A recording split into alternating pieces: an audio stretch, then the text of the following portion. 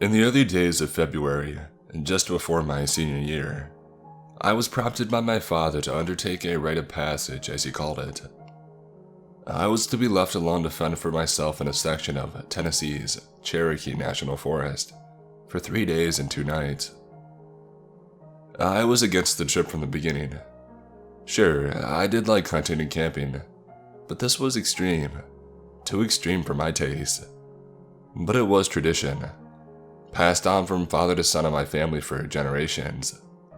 Who was I to break tradition? So, against my reservations, and against the feeling that this was a stupid idea, I packed up my backpack, grabbed my .30-06 bolt-action rifle, and climbed into the cab of my dad's pickup. It was a long drive, broken only by stilted attempts at conversation, and the heater going full blast as the tires rolled past endless concrete. I was a little upset that my dad was basically forcing this on me, and our uneasy silence only made the hours feel like days. We only stopped once at a gas station about 10 miles from our cabin. The stench of unleaded and a cheap convenience store hamburger would be the last remnants of civilization that I would see for the next 3 days. I mechanically swallowed my burger and slurped down the watery Coke filled with too much ice as we turned off the highway and got on the rural back roads. It was 15 miles of dirt to my dad's cabin that his grandfather had left him, which would in turn be left to me. It was tradition after all. But I wouldn't be getting the luxury of a cabin, no. And we were parking the truck, and my father was driving me deeper into the woods on a four-wheeler to a random, undisclosed point. I would then have 3 days to find my way back. If I succeeded, I would become a man in my dad's eyes, and we would also be getting a new swimming pool for the summer. It was bribery, but I would be going into my senior year in August, and having a big pool would cement my popularity. It was vain, and I was doing this for mostly selfish reasons, but I also wanted to make my dad proud. I stepped out of the toasted truck to the calm, frigid forest air. The cabin was a small 2-story log affair, worn from age, but obviously was well maintained. A new wooden wraparound porch had been built last summer, and was in need of staining that we had never gotten around to, but otherwise, the cabin was pristine. It was a tremendously peaceful place, far removed from the troubles of civilization, and I felt like I was intruding on hallowed ground. I brushed off the shiver that clawed down my spine and buttoned my long coat to my neck. Immediately, most of the chill went away, and I shook off my unease. I didn't want to admit it, but a part of me was looking forward to the trip. Some primal part of me relished the opportunity to put all of the survival skills that I had been taught over the years to the test. Before I could take a step to the cabin, my dad came around to the front of the truck and held out his hand.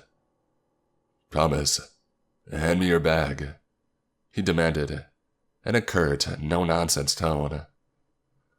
My dad and I looked so much alike in the face, the same unruly dark hair and deep-set eyes, but I could never hope to measure up to his terrifying drill sergeant voice.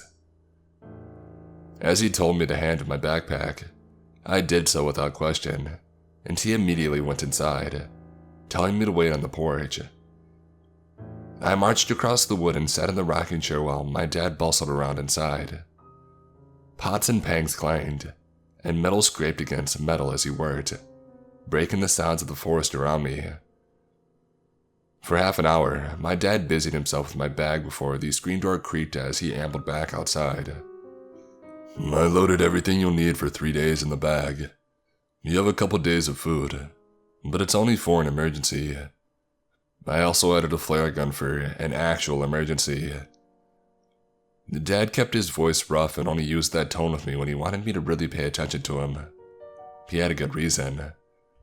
As fun and full of tradition as this experience would be for me, I was still spending several nights alone in the woods and in the untamed wilderness. Anything could happen. He handed me back the bag and it was stuffed full. A lot had been added to it, so much that strings strained against the nylon fabric. I hefted it onto my shoulder, and though it was much heavier than before, it wasn't cumbersome or unwieldy. I could carry it all day and I didn't think it would bother me. After he handed me the pack, we unloaded the four-wheeler from the back of his truck, and we set off up the small walking trail next to the house.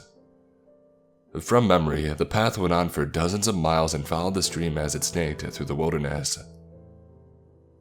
We rode until the dirt road ended, and humanity fell away to the deep woods.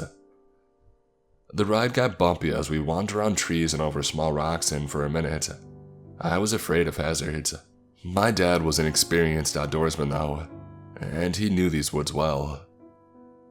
A few hours later, and we had apparently reached the destination. It was a small clearing nestled under a copse. The remains of a previous campsite, long since put out, rested in the center of the dirt surrounded by a circle of rocks. I was up here scouting a couple of weeks ago, so I know the route I would take to get back, he said cheekily. Be careful, son, and call me if there's an emergency. I'm only a few hours away and I should be able to see the flare if there's any trouble. Yes, because I'll be able to get signal out here, I replied, holding up my now useless phone. Well, there's always the flare gun, but I'm confident you'll be fine. And besides, the flare is really only there if you decide to give up, he said, laughing. And with a parting wave, he departed, rolling back down the mountain and leaving me stranded in the woods for 3 days. The first thing I did was take inventory and catalog my belongings. I undid the pack and carefully emptied its contents onto the ground. I had a pair of long johns, some extra socks and underwear, a box of matches, a hunting knife, and a miniature shovel. A Ziploc bag filled with a blend of spices, a canteen of water, 2 days of vacuum-sealed rations in water pouches, and the flare gun, along with my hammock and blanket. I had everything I needed to make camp and survive if my hunting skills proved to be lacking. I had over 30 miles of wilderness to hack through before I hit the main roads, and could circle back to the cabin on the main road. Dad told me that it should take me at least 2 days, 3 if I didn't get lucky with my hunts. I had a few hours to kill before nightfall, and I wanted to get some miles in and find my bearings. The best bet, I thought, would be to hike along the stream until it ended. It was somewhat close to the trail, but not on it, and that would be cheating, but it would give me an excellent landmark to keep me oriented. And so, with mild hesitation, I packed up and I set off through the woods.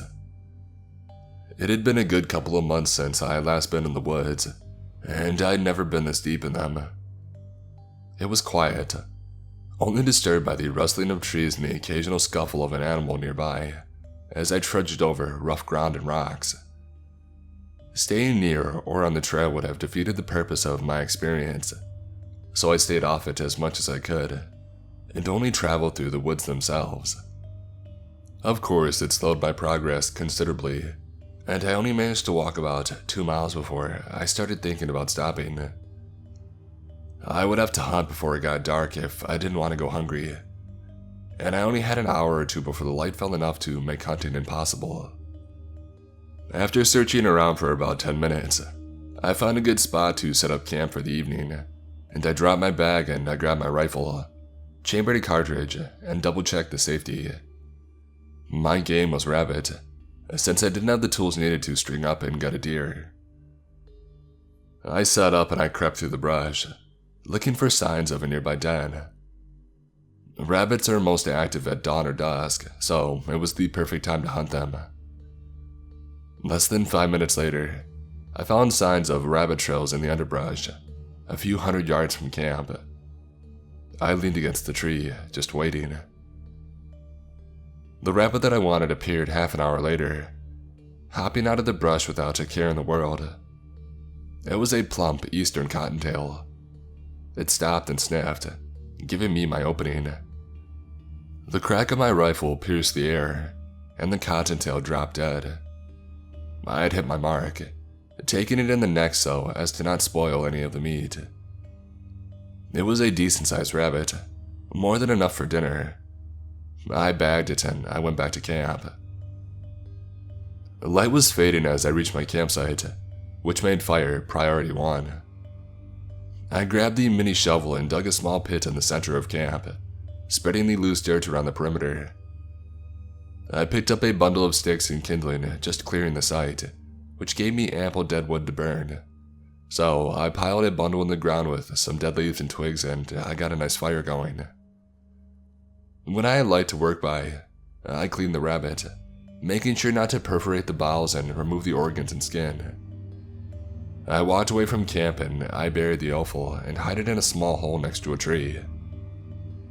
When the meat was cleaned, I rubbed some spices into the meat to remove some of the taste of game, and I skewered it with a stick that I had sharpened. While the meat cooked over a makeshift spit, I tied my hammock to the only 2 trees close enough for it to work. By the time my bed was ready, I had to turn the meat and get it ready to eat. A sprinkle of seasoning garnished the piping hot meat, and I dug in when it was fully cooked. It wasn't the best cook, as I didn't have the right tools and ingredients, so the meat was a little dry and bland, but it filled me up nicely, and I washed it down with a swig from my canteen. I even had leftovers. I wrapped them up in a cloth and I sat them by the fire, ready to be eaten for breakfast in the morning. With nothing else to do for the evening, and night had fallen an hour ago, I decided to turn in for the evening and get an early start in the morning. I had many miles to cover and I would have to hunt again at some point the next day for dinner. I nodded off, listening to the sound of the forest as they lulled me into a deep sleep. In the morning, I woke up refreshed from one of the best night's sleep I had ever had, and I was eager to take on the day. I was in such a good mood that it took me a few minutes to realize that something was off. In the middle of packing up my hammock and gathering my supplies, I couldn't help but notice that the leftover rabbit was missing from next to the fire.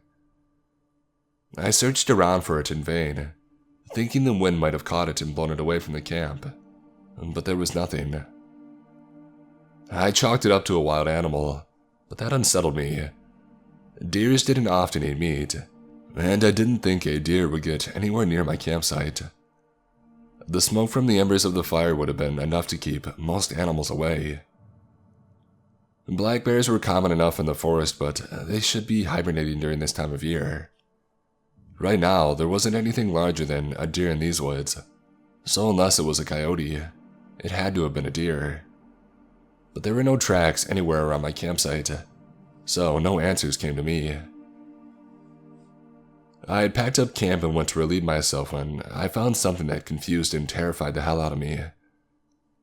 I went to pee by the tree where I buried the offal of the rabbit last night, and right where I had buried them was a hole. It was rough, with long claw marks gouged deep into the dirt, as if something had ripped into the ground to get what I had buried. I had buried them deep enough to not attract the scent of wild animals, and I had never seen claw marks like the ones next to the tree. I didn't know what to make of them. Wild animals weren't that smart, and they were skittish by nature. No animal would risk getting close to a human unless they were starving, and no human had claws like the ones that I had found. Without hesitation, I grabbed my rifle and I racked a cartridge. The air was calm and birds sang through the treetops. It was a lovely morning and I was petrified. I walked the camp in a circle, spreading out, searching for any tracks or signs. The only ones that I had found were some deer tracks about 100 yards from camp that were at least a day old. There was nothing else even remotely resembling the marks that I had found. There was nothing for me to find, and even though I was freaked out, I still had to hike back to civilization. As the miles wore on, I began to rationalize the experience, thinking it had to be nothing more than a hungry animal looking for food, and brave enough to sneak into my camp. I just hadn't buried the remains deep enough and some critter had smelled it. That's all it was. As the day wore on, there was nothing to differentiate my delusions. The woods were normal, no ominous warnings or foreboding feelings, just nature alive and well in the midday sun. I managed to bag another rabbit, purely on coincidence as it scampered out of the tree line. I snapped off his shots and my aim was lucky. I had taken it in the head, which left little of its skull behind, but it left the meat ripe for the taking. I'd made good time through the woods, so I stopped and I quickly cleaned the rabbit, leaving the offal and skin where they lay. If something wanted to eat them, then let it. After the rabbit was clean, I wrapped the meat in cloth and I stowed it away. I was hungry from the hike, and the fact that my breakfast had been stolen that morning, but I still wanted to put some more miles under my boots before it got dark.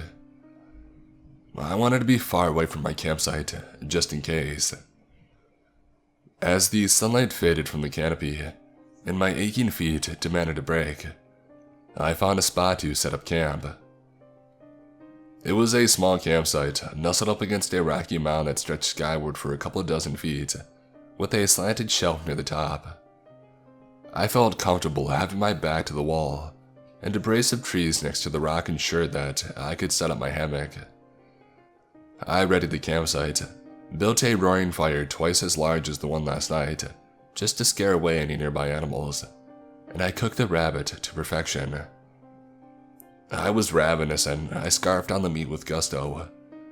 Despite my hunger, there was still plenty of leftovers again, but this time, I was careful to stow the meat inside of my pack, which I kept next to my hammock. Exhaustion had worn me down from the many miles that I had walked that day, and I was eager to get some sleep. I laid my head on my pillow and I was out like a light. The stillness woke me, like a veil of silence had been draped over the woods. Not a single sound rose from the forest floor, other than the rustling of the leaves in the wind. Not even crickets. Animals instinctively go quiet in the presence of predators, but this was unlike anything I had ever felt before. I lay in my hammock, straining my ears to listen to any sound that I could. There was nothing but the wind. The fire had died out, leaving only coals that sparked every time a stiff breeze rolled in. The moon was fat in the sky and gave me ample light to see by as I stared up at the trees. For some reason, I was terrified to get up and look around. My rifle was next to me, resting just by my head against the tree. I could grab it in seconds and there was a round in the chamber, but I couldn't reach for my gun. I couldn't do anything other than stare straight ahead and try not to move an inch, because I realized something was watching me.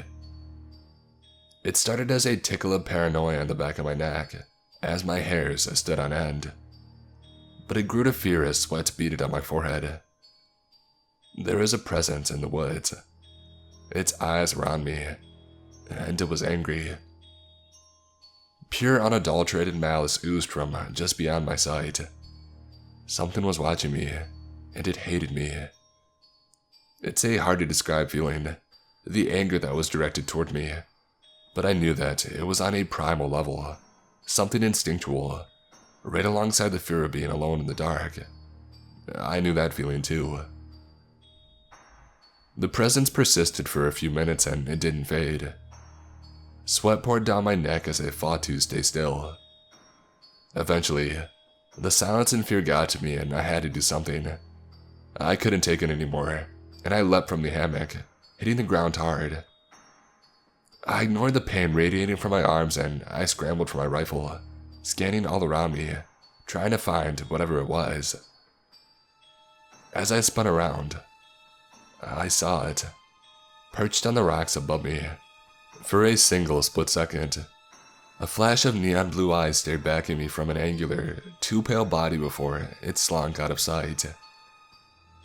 My heart pounded in my chest and my head felt fuzzy, like ants crawling over my brain.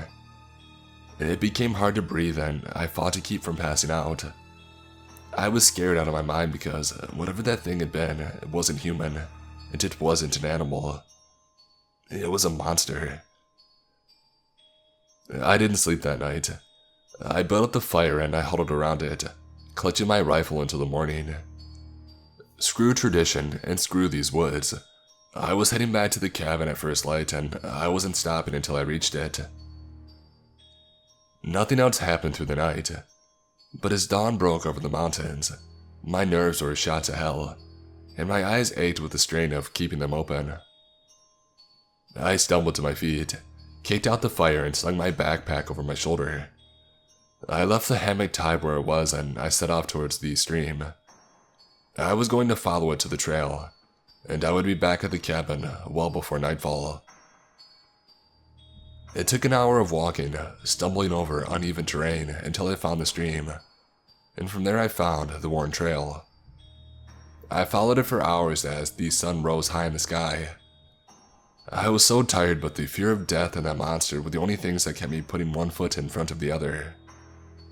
I was hungry, thirsty, and beyond everything else, utterly exhausted, but I kept pushing forward. No matter how slow and tired I was, I still had the rabbit tied up in my pack, but I couldn't stop and eat.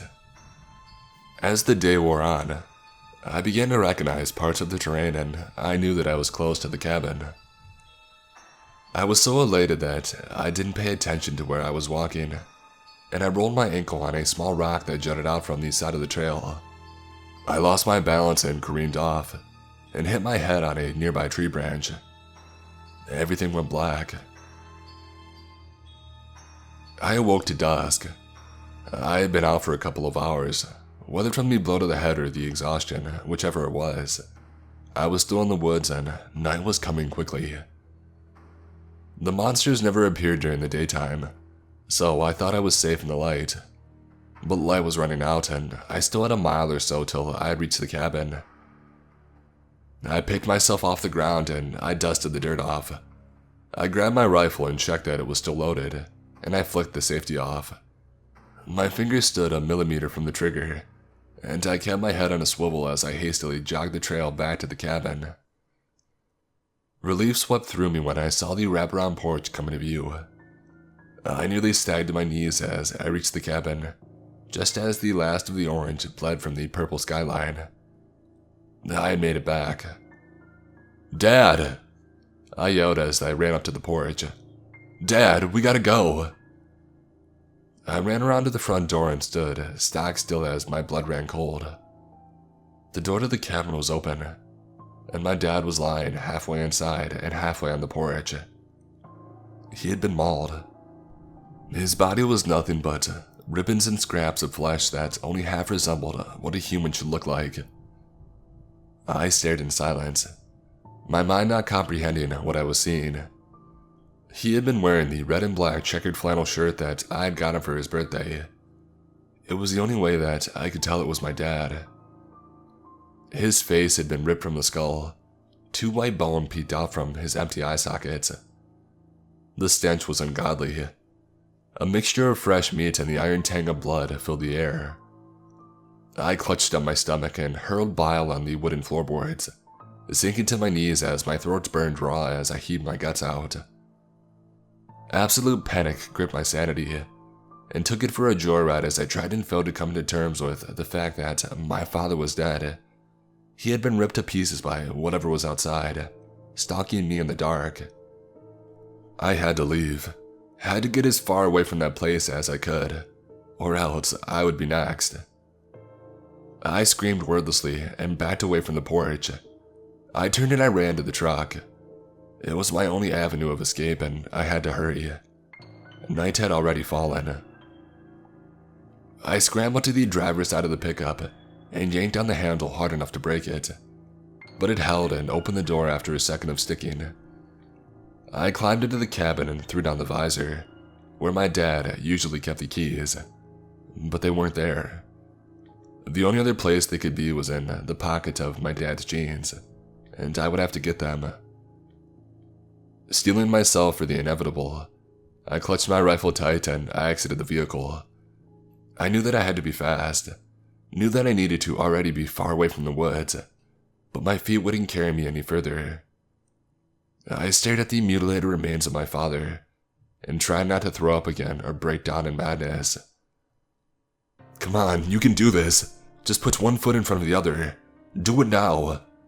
My rational mind screamed at me, trying to override the panic that I felt at that moment.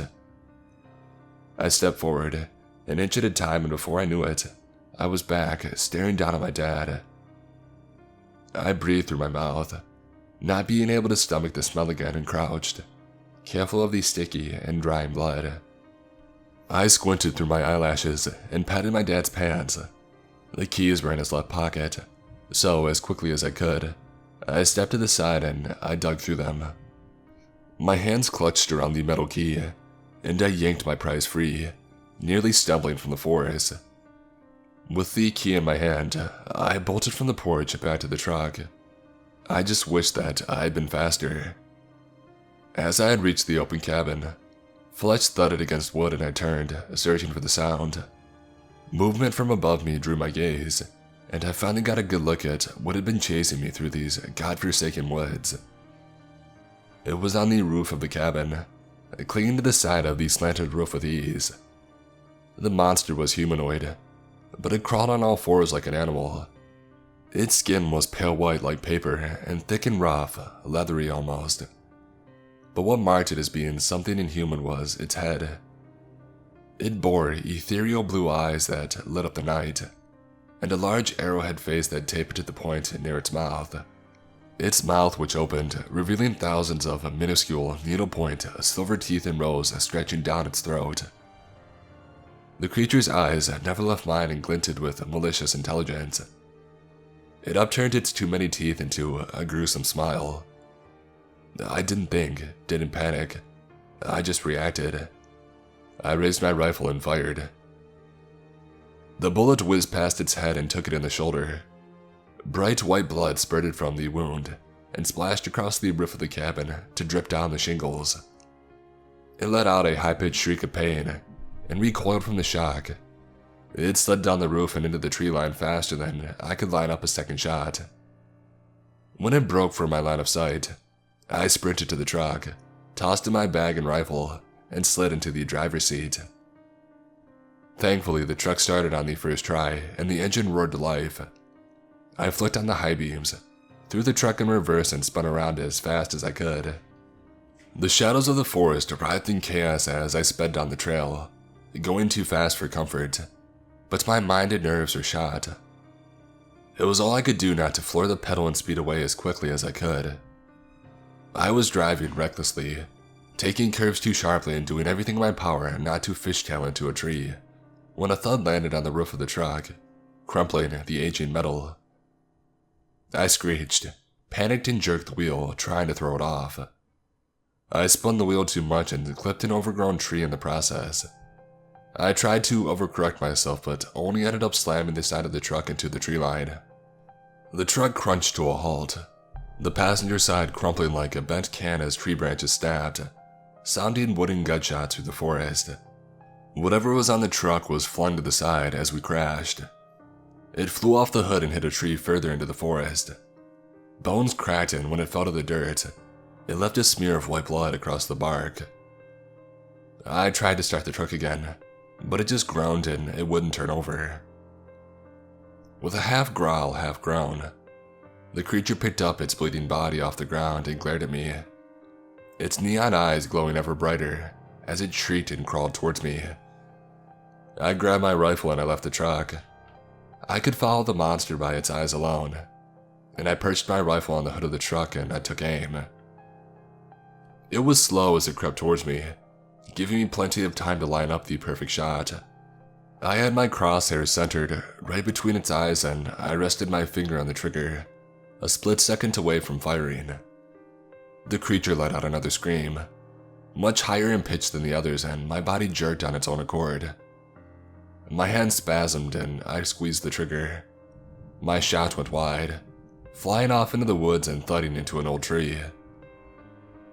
That had been my last bullet. My rifle only held 4 shots and I hadn't brought any extra ammo. I squeezed the trigger again and again. Terror gripped me as it slunk along the earth, leaving a milk-white trail of blood behind it. I threw the gun at it and I ran for the truck, for the knife in my bag. I wasn't going to let it get me. I wasn't going to end up as food, like my dad. I was going to kill it, or myself if that failed. I wouldn't let it eat me. The thing was on me before I reached the cab. It slammed into the side of the door, pinning me as I was halfway in the door. I lunged for my bag as the monster opened its jaws wide and bit through the metal door like it was cardboard. It ripped a chunk free and spat it onto the ground as it eyed me with rage and hunger. My hand closed around my bag and I tore the strings, grabbing the knife that was at the top of the bag. I slid it from its sheath as the creature was poised to bite. I jammed the knife to the hilt in the side of its face, just below its glowing blue eye. It reared back in pain, sending a mind-pouring shriek of pain splitting through my psyche. It stopped my heartbeat for a second as it jumped away from the truck and tried to dislodge the knife stuck in its skull. I thought then that I had landed a lucky blow and it was going to leave, that I would be able to get back in the truck and escape the forest. But more howls joined the first and two more of the monsters slunk from out of the shadows. This is where I die. It was the only thought running through my mind. I couldn't run from them, couldn't fight them. I was going to die, but I wasn't going to make it easy for them. I grabbed my torn bag and I ran into the woods as fast as I could. I was desperate to escape, but the howls and thuds of too many legs padding through the dirt behind me told me that I wouldn't. They were close at my heels, and the only thing that saved my life that night was gravity and my own clumsiness. I tripped on a branch and tumbled to the ground as one of them sailed over me, mouth wide as the 1,000 needles that closed around empty air. It hit the ground a few feet away and turned, eyeing me up. I backpedaled, but I hit a tree as it lunged a second time. With nothing else in my hands, I brought my bag up as it clamped down, throwing me to the forest floor. Its teeth closed around my bag, ripping the nylon to shreds, but my mini shovel got lodged in its throat, and it couldn't close its mouth all the way. Clothing and food poured out of its jaws, and I scrambled out from under it. My hand hit something plastic as I crawled away from the creature, and even in the dark of the woods, I couldn't fail to make out the bright orange handle of the flare gun. It was a long shot, but it was the last weapon that I had, and I clung to it as I stood up and I ran away. I didn't get far as the monster chopped through the metal shovel like it was a toothpick and spat out the remains of my backpack. It howled in rage and ran after me. Knowing that I only had one shot, I stopped running, dropped to my knees and fired. Daylight split the night as my eyesight was obliterated by the burning red flare as it streaked through the air and hit the monster in the face. Like it had been doused in kerosene, the monster went up in a gulf of flames. Its flesh sizzled and popped like grease in a pan as it cracked and blackened in seconds. It howled in agony, screaming such a high-pitched sound that my ears bled, and I fell to my knees as my consciousness waned. By the time I rose to my feet and wiped the blood from my ears, it was dead. It was now nothing but a charred carcass burning under the crackling fire. The flare still burned, illuminating the night, and showing me the other two creatures that had crept up on us. I was out of weapons and out of hope, but they stayed back, just at the tree line, watching me and the flaming carcass of their friend. Fire was their weakness, it seemed, and even though I had no more flares, I bluffed them. It was the most reckless thing I could have done, but I had no other options left. I raised the empty flare gun, and they flanged. They took a step back and stayed low to the ground, like they were ready to bolt. I pressed my luck and I took a step forward. They turned and ran as quickly as they could, deeper into the forest, howling as they did so. As soon as they were out of sight, I ran for myself. I ran as fast as my legs would carry me, not caring about these scrapes and scratches from the branches whipping at my face. I only cared about my own survival. I hit the road leading to the highway and I ran for hours. There were too many miles between me and the highway, but I didn't care. I just kept running. By the time I hit the pavement, it was daybreak and I knew that I could stop running. But I kept on, because I had nothing else but to run.